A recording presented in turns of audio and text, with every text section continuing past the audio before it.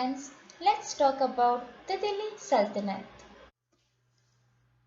Friends, Delhi first became the capital of Tomar Rajput, who were defeated by the Chauhans of Ajmer, and it was under the Tomar and Chauhans that Delhi became an important commercial center. Many temples built, coins minted in Delhi, and the minted of coins called the Delhi Wall, and the Delhi Wall manufactured and circulated there. Ghori defeated Prithviraj Chauhan in the Battle of Tarai, and after defeating Rajputs, Ghori left his territory under his general Qutbuddin Aibak in India. And in 1206 AD, after the death of Ghori, Aibak declared himself the Sultan of Delhi. In Arabic, Sultan means ruler. So the kingdom established by Aibak come to be known as the Delhi Sultanate. Friends, coins and inscription, court chronicles, foreign travelers, historical buildings and historical monuments, they provide lot of information about Delhi ruler and their kingdom. Friends, at that time, some learned men like secretaries, administrator, poet, they wrote something about king and the kingdom, and this called Tariq or Tariq. The most important source about the period is the history in written form, and they called Tariq. And this Tariq written in Persian language. And this Tariq lived in cities, and they often wrote their histories for Sultan of rich rewards. Some of the best example of Tariq were Amir Khusro's Tughlaqnama and Tariq-e-Alai and Barani's Tariq-e-Firoz Shahi. Friends, how we know about their culture, their architecture, their building, their monuments and about their kingdom? You know, at that time some foreign traveler who traveled India and they wrote about something this era. So, because of this book, we know about the history of the Delhi Sultanate.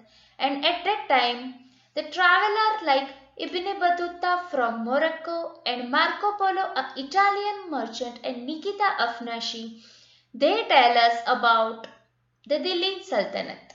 Hence, there were five dynasties together made Delhi Sultanate.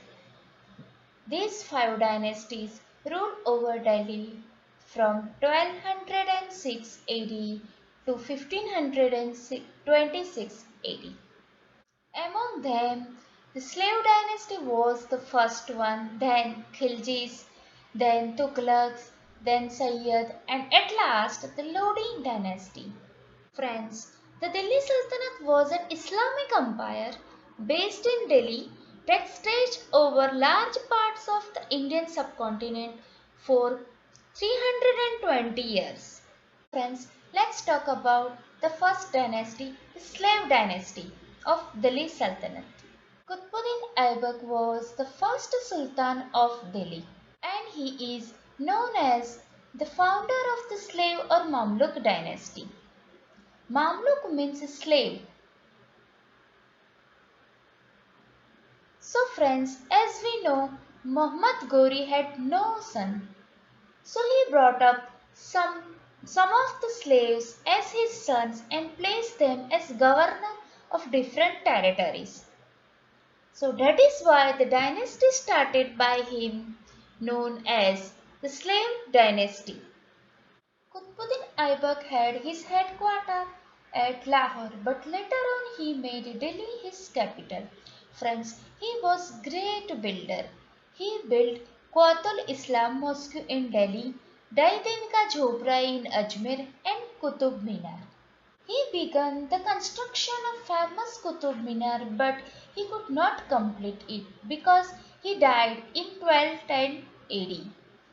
Friends, he gave away a lot of wealth in charity. That's why he was known as Lakh Baksh or giver of lakhs. He was succeeded by his son-in-law Iltutmish.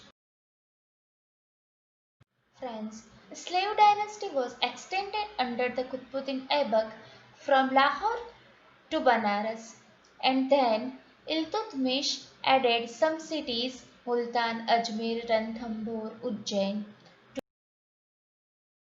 Qutbuddin Aibak was succeeded by Iltutmish, his son-in-law. Iltutmish was in fact a slave of Qutbuddin Aibak.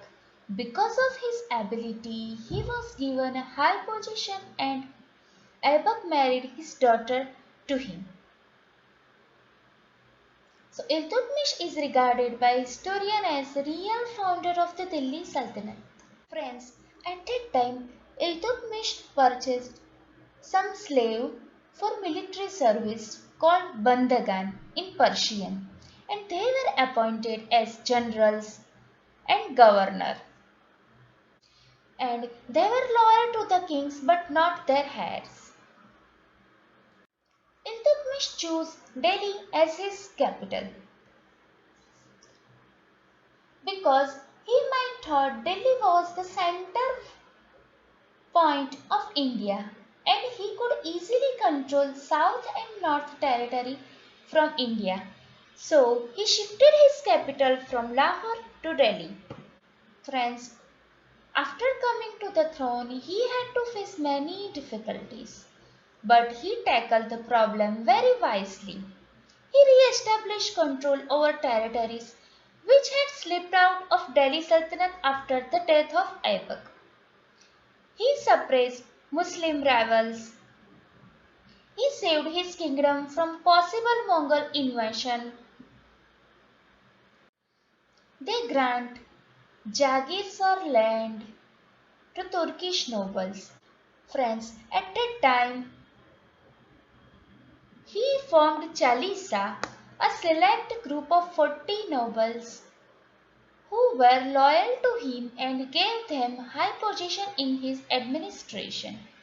Iltutmish introduced two basic currencies of the Sultanate period, the silver tank and copper jittal, with a standard weight of 175 grains. Friends, he was a patron of literature. He patronized poets like Minhaj Siraj. He was also patron of art and architecture. He built several monuments. And he nominated Razia to be his successor.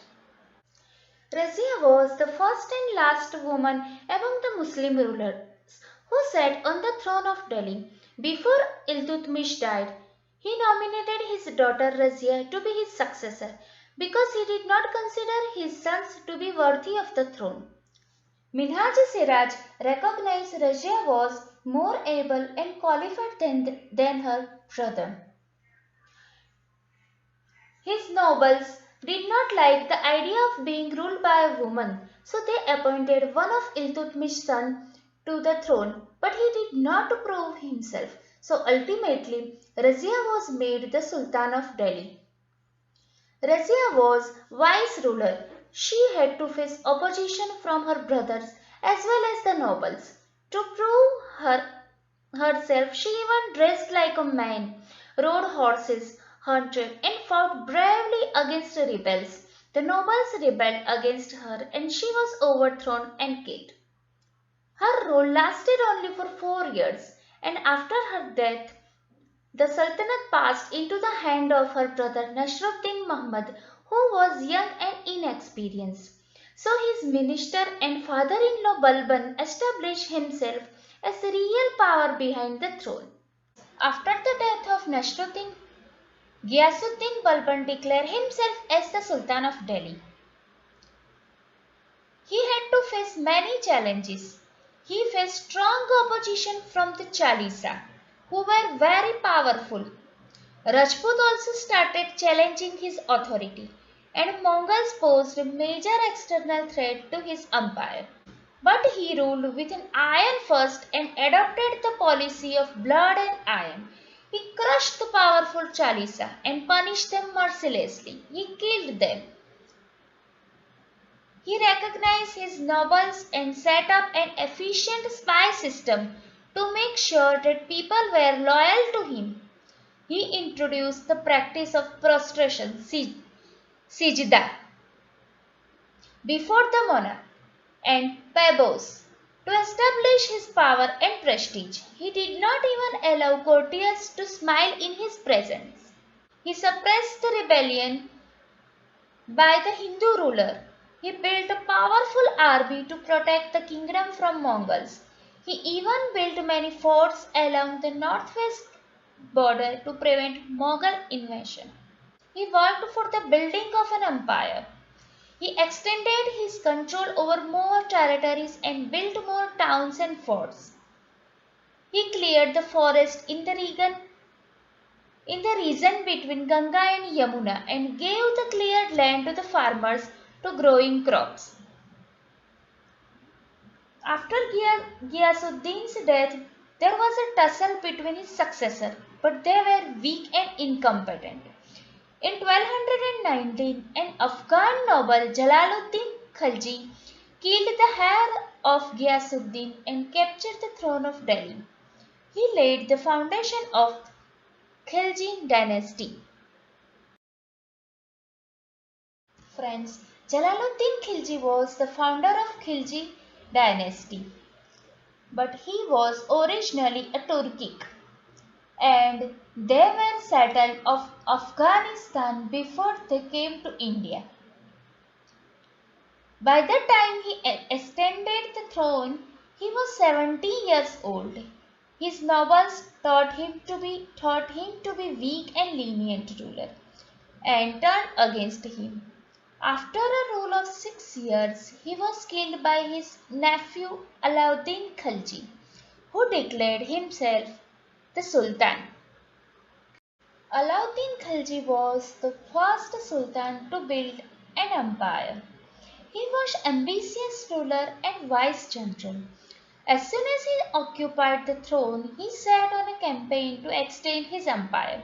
He conquered Gujarat, Malwa, and almost the whole of Rajasthan under his control. In the Deccan and South India, however, he did not annex the territory he conquered because it was difficult to control distinct provinces from Delhi. So soon after annexing South India, the entire region became independent. And as long as the defeated kings agreed to acknowledge his authority and he paid tribute to him, he allowed them to continue as rulers. His plundering campaigns in Srirangam, Madurai, and Rameswaram made him rich. To keep his army under control, he had a system of spies to keep the Sultan informed of all the development. He paid salary in cash. The official record of each soldier was maintained and troops were regularly inspected. His horses were branded to make sure that the soldiers do not substitute them with cheaper ones. He raised the land tax in the fertile region of Doab, but he made sure that peasants were not troubled by the nobles to pay more. To discourage corruption, he introduced a system of auditing and the accounts of his officers. He lowered the prices of many essential goods like wheat, rice, sugar, cloth, cooking oil, etc. This way, he could pay low salary to the army and could afford to have a large army.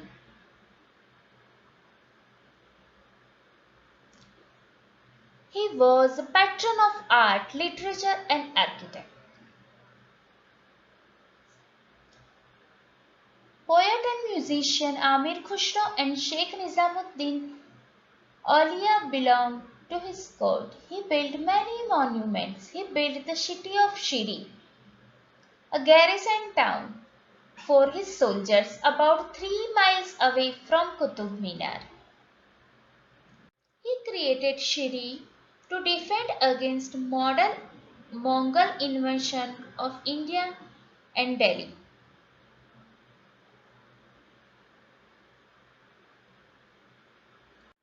And he built a large water tank named Haus Khas to supply water to the garrison town.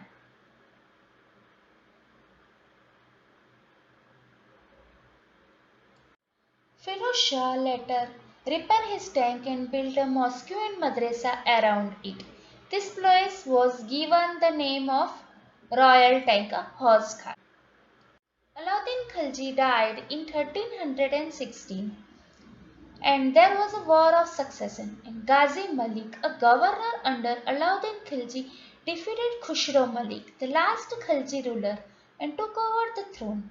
After he attained the throne, he assumed the title of Ghiyasuddin Tughlaq.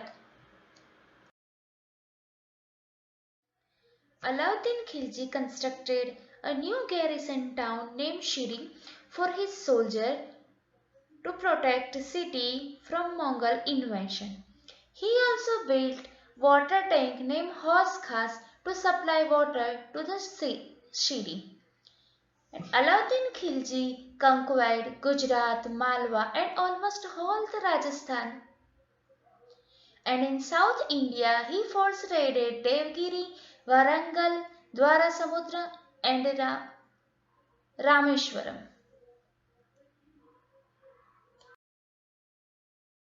Tughlaq dynasty. Ghiyasuddin Malik Ghazi Malik assumed the title of Tughlaq and he was the founder of Tughlaq dynasty. He was just a ruler and restored order in the Sultanate. He crushed rebellion and recognized his army. He carried out military campaign in Orissa, Bengal and Warangal. To give respite to the farmers, he reduced the farm tax to 1/10 of the produce and that too was waived off in cash of drought. He built a new city called Tughlaqabad near Delhi. He also built forts, gardens, canals and bridges. He was killed in 1325 AD and was succeeded by his son Muhammad bin Tughlaq. Friends, Muhammad bin Tughlaq was a scholar of philosophy, mathematics, astronomy and logic, but he was impractical person. His administrative measures almost ruined his empire. He called wisest fool. He shifted his capital from Delhi to Devgiri. He thought that it would be safer from the threat of Mongols, but his scheme failed because it caused hardship to people. They couldn't face summer heat and died on the way. So he found that he couldn't protect northwest border from the Devgiri. So after 5 months he ordered his people to shift back to Delhi and the another one introduction of token currency. He decided to issue token currency. Copper coins were issued by him which had the same legal value as silver or gold coins. So like his other scheme, this scheme also flopped. Copper coins were cheaper and were easy to copy. So people started minting their own copper currency and the empire was flooded with counterfeit coins. So the financial system of the country began to collapse. Foreign traders lost faith in his currency and this affected the trade. So Tughlaq soon realized his mistake and ordered the people to return the copper currency in exchange of gold and silver coins from the treasury. So this was again a mistake. And according to Baranis, the heaps of copper coins that were returned in Tughlaqabad were as high as mountains. And the another one is military expedition. He launched two military expeditions. Khorasan expedition, he raised large army but faced difficulty in foreign land. And the another one, Kurachil expedition. This expedition in region of Himalayas was a disaster and led to the death of large number of soldiers. So his scheme fails and revolt broke out, and after his death his cousin occupied his throne. Muhammad bin Tughlaq didn't have a son, so after his death, his cousin Firoz Shah Tughlaq occupied his throne. Firoz Shah was regarded as an ideal ruler. He built a new capital at Delhi and named it Firozabad, now known as Firoz Shah Kotla, and also built Firoz Shah Kotla Fort. He also built the cities of Firozpur, Hisar, and Jaunpur. He started many welfare programs for the people. He built mosques, madrasas, hospitals, and rest houses. He also built charity for the poor and needy. He revived agriculture by building canals and dams. He set up workshops to train slaves in various crafts. But he took some measures that hastened the end of the Tughlaq dynasty, and that was he imposed jizya on the Brahmins. He reintroduced iktas. He reintroduced the system of giving land and grants to the nobles and made the iktas hereditary. So this step made the nobles and ulemas very powerful. In place of salary, he started giving land or jagirs to the soldier. So over a period of time, many jagirdars became powerful and became independent. Firoz Shah ruled for 37 years, and after his death the empire broke up. His successors were weak and many regions became independent. In 1398 AD, during the rule of last Tughlaq ruler, the Mongol king from Central Asia, Amir Taimur, or also known as Tamerlane, invaded India. His invention brought about death and destruction. He plundered Delhi and left it in ruins. He then marched to Meerut, Haridwar, and Jammu.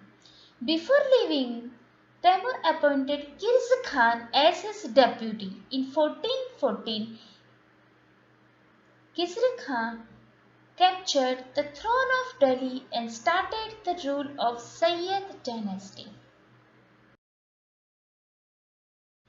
Khizr Khan was the governor of Multan under the Firoz Shah Tughlaq, was known to be an administrator, but later on he was expelled from Multan and later he joined Taimur.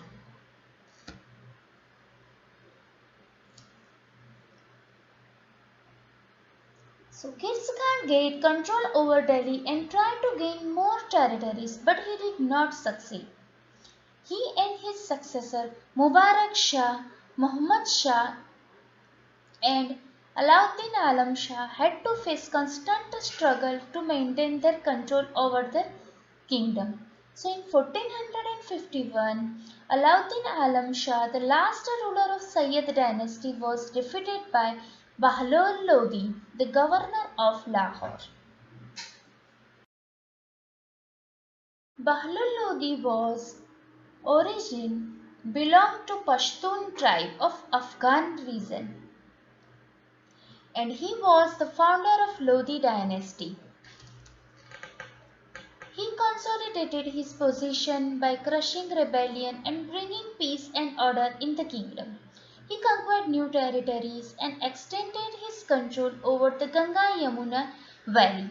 Bahlol Lodi died in 1488 AD and was succeeded by his son Sikandar Lodi.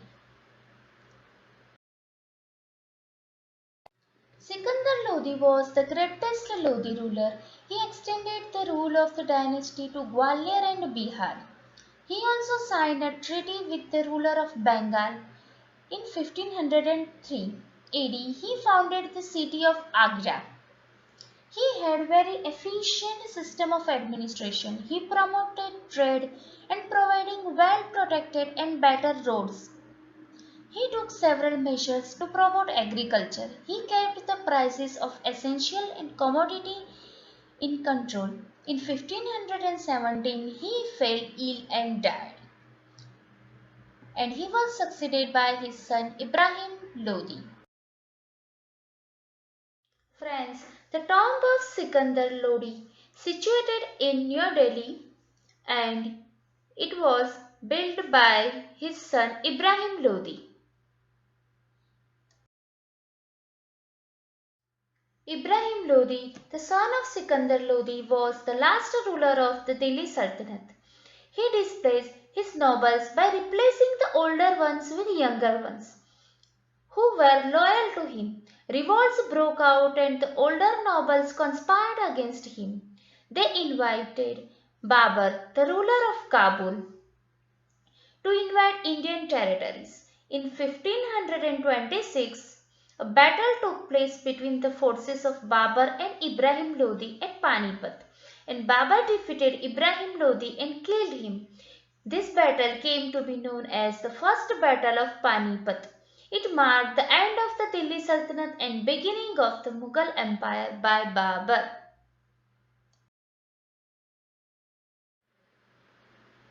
The First Battle of the Panipat.